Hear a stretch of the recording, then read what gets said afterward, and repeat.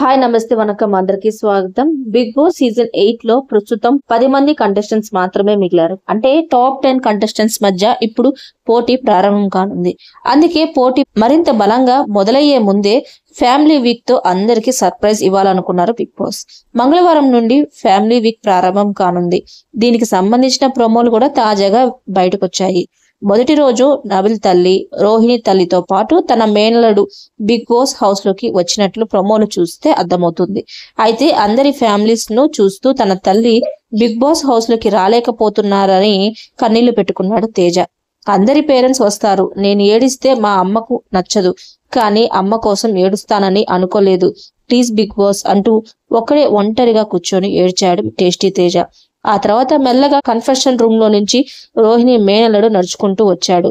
అందరూ తన చుట్టూ చేరి తనను ఎత్తుకున్నారు. తనను చేతిలోకి తీసుకున్న రోహిణి నానమ్మ ఏది అంటూ తన తల్లి గురించి అడగ్గా వస్తుంది అంటూ క్యూట్ గా సమాధానం ఇచ్చాడు. గేట్ నుండి తన తల్లి లోపలికి రాగానే వెంటనే తనను వెళ్లి హత్తుకునింది రోహిణి. మా అమ్మ చాలా యంగ్, నేను మా అమ్మ కంటే పెద్దదానిలా ఉంటాను అంటూ కామెడీ మొదలు పెట్టేసింది. హౌస్ లోకి రాగానే ముందుగా వెళ్లి విష్ణుప్రియను దగ్గరకు తీసుకున్నారు రోహిణి తల్లి. అమ్మ లేదని ఫీల్ అవ్వద్దు, నీకు మేమందరం ఉన్నాం, నేను మీ అమ్మ అనుకో అని చెప్పగానే విష్ణు ఎమోషనల్ అయింది. ఆ తర్వాత కంటెస్టెంట్స్ అంతా కలిసి బుడ్డోడితో ఆటలు మొదలు పెట్టారు.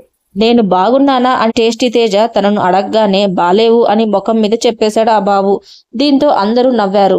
కాసేపు నిఖిల్ కూడా ఆ బాబుతో కబుర్లు చెప్పాడు. అవినాష్ వచ్చి తనతో కామెడీ చేశాడు. టేస్టీ తేజ ఏమో తనను మావయ్య అని పిలవమంటూ అందరినీ నవ్వించేశాడు.